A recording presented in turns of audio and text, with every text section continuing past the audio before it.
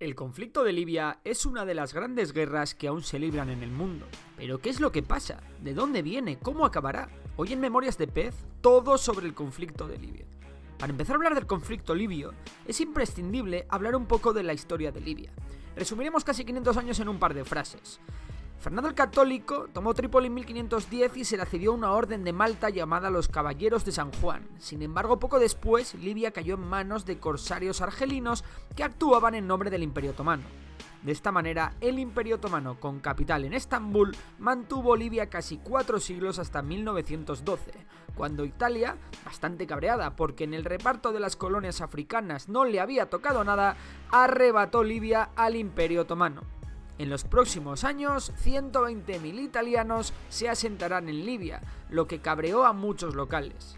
Pero lo más importante de aquella época italiana en Libia es la creación en 1934 de la actual Libia tal y como hoy la conocemos, que hasta hoy en día mantiene sus fronteras. Italia, a pesar de la ayuda alemana, pierde Libia en la Segunda Guerra Mundial, cuando el Afrika Korps es derrotado.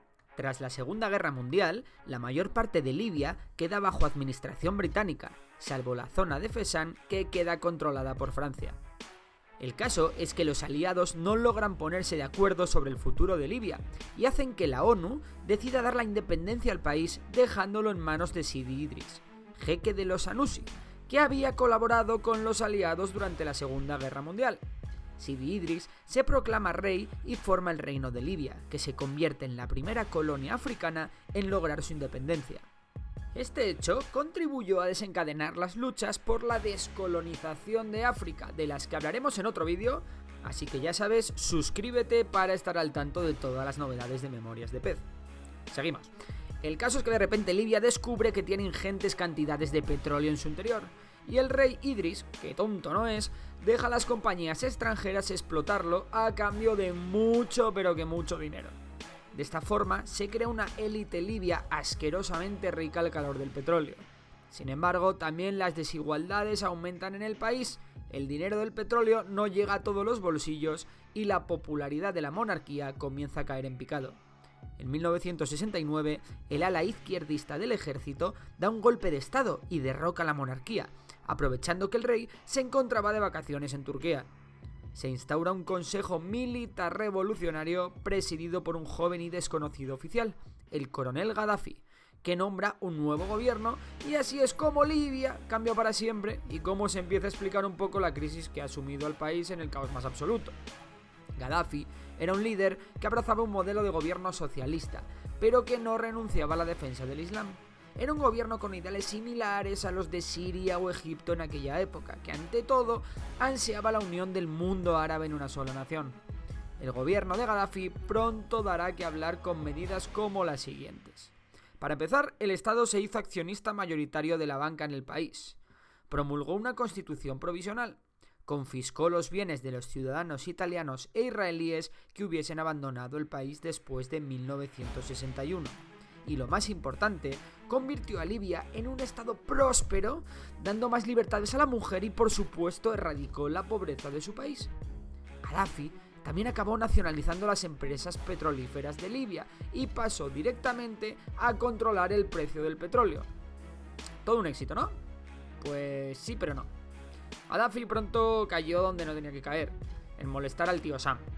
Gaddafi se dedicó a apoyar a todo aquel que quisiese buscarle las cosquillas a Estados Unidos, incluyendo guerrilleros, estados, terroristas, en fin, todo valía. No contento con eso, Gaddafi también se apuntó a la moda de intentar desarrollar armamento nuclear. Y claro, eso ya era demasiado. Así que la ONU impuso sanciones económicas a Libia y Estados Unidos rompió relaciones con el régimen de Gaddafi. Prohibió las exportaciones a Libia y dejó de importar petróleo libio. Incluso llegó a bombardear Trípoli y Bengasi, las dos principales ciudades del país. Sin embargo, Gaddafi era un tipo excéntrico, pero no tenía un pelo de tonto. Supo enmendar su error y restablecer las relaciones con el resto del mundo a base de pagar y no poner problemas a la explotación de su petróleo, entonar el mea culpa y sobre todo parar su programa nuclear. Además, Gaddafi tenía un enemigo en común con Occidente, el yihadismo de Al-Qaeda. Así que a partir del 11S, ya sabemos que acabar con los terroristas era la prioridad número 1 de Occidente. De este modo, Libia y Occidente volvieron a ser amigos y la prosperidad volvió al país. Sin embargo, todo se iba a truncar pronto. En 2011 comienza la primavera árabe y en Oriente Medio y Norte de África son muchos los gobiernos dictatoriales que se tambalean por culpa de unas revueltas populares que en un principio demandaban más democracia, pero que en muchos casos se tornaron en revueltas de carácter religioso. En Libia fueron muchos miles los manifestantes que se levantaron contra el gobierno y que fueron capaces de controlar grandes ciudades de Libia. El régimen de Gaddafi respondió con una represión desmedida, causando miles de muertos que diezmaron las fuerzas de los opositores. Sin embargo, toda esa represión desmedida hizo a Occidente responder.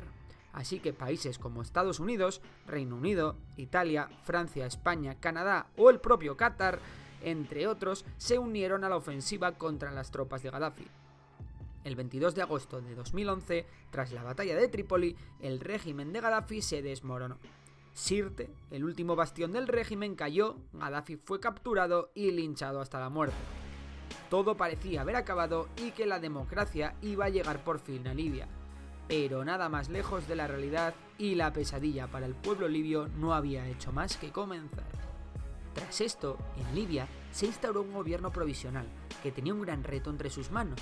Este reto consistía en unificar en un nuevo ejército a las incontables milicias armadas que habían surgido a raíz de la revolución.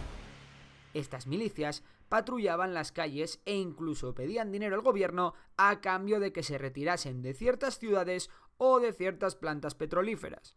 Además, cada milicia tenía su propia ideología. Había milicias demócratas pro-occidente, leales a Gaddafi, extremistas religiosos, tribus locales y un sinfín de corrientes más. Así que Libia, en el plano militar, era un polvorín, pero es que en el político era aún peor. A nivel político, en Libia había dos facciones enfrentadas. El poder ejecutivo, con el primer ministro Ali Zeidan al frente, era de ideas liberales, mientras que el legislativo, el llamado Congreso General de la Nación, estaba dominado en su mayoría por miembros islamistas próximos a los hermanos musulmanes. El caso es que el Congreso hizo una moción de censura contra el primer ministro. Ali Zeidan fue sucedido de manera interina por Abdullah Al-Thani, una figura de consenso, pero que tuvo que dimitir tras sufrir amenazas por parte de algunas milicias islamistas. El Congreso Islamista puso entonces a Ahmad Mitik como su candidato ideal, pero el Ministerio de Justicia dijo que la votación era irregular y Al-Thani volvió al poder. Sin embargo, en este punto la sociedad ya estaba dividida y los más liberales apoyaban a uno y los más islamistas a otro.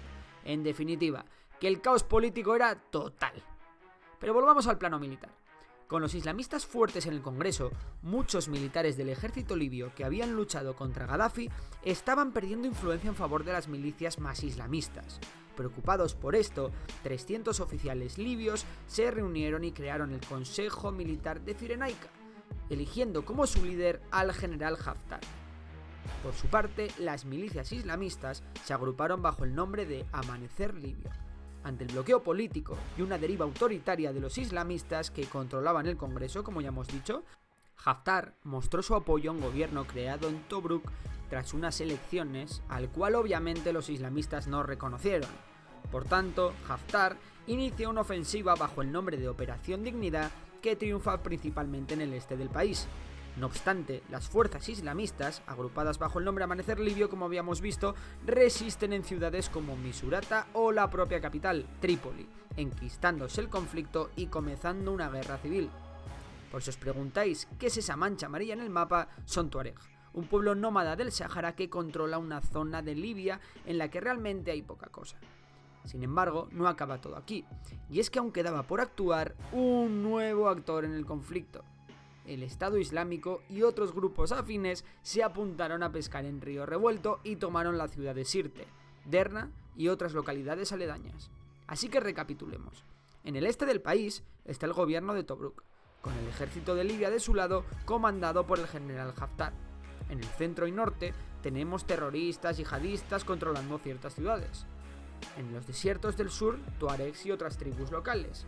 Y en el resto, pues por si fuera poco, en 2016 aparece un nuevo actor en Trípoli, la capital de Libia. y es que la comunidad internacional empezó a tomar partido. El avance de los yihadistas hizo que la ONU sentase a todas partes a negociar y creara un nuevo gobierno, sí, uno más, llamado el Gobierno de Acuerdo Nacional. ¿El problema? Pues básicamente que ni Dios hacía caso a este nuevo gobierno. Y el resto de facciones continuaron luchando entre sí sin que el nuevo gobierno, apoyado por la ONU, tuviese un poder real. El Congreso General Nacional, controlado por los islamistas, pasó a llamarse Gobierno de Salvación Nacional, pero realmente dentro de él nada cambió. Y antes de contaros cómo va a acabar todo esto, es hora de repasar quién apoya a cada bando.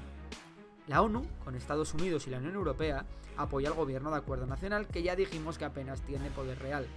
Turquía, Sudán y Qatar a los islamistas del Gobierno de Salvación Nacional.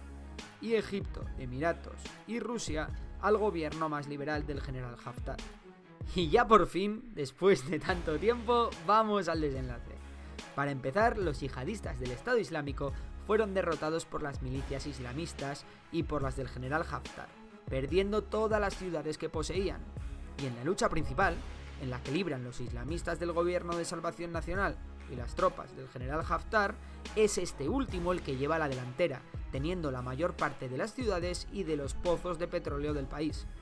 A fecha de edición de este vídeo, el general Haftar busca tomar la capital del país y las últimas ciudades en manos de su enemigo, mientras que Turquía está trayendo mercenarios de Siria para apoyar al gobierno islamista de Salvación Nacional.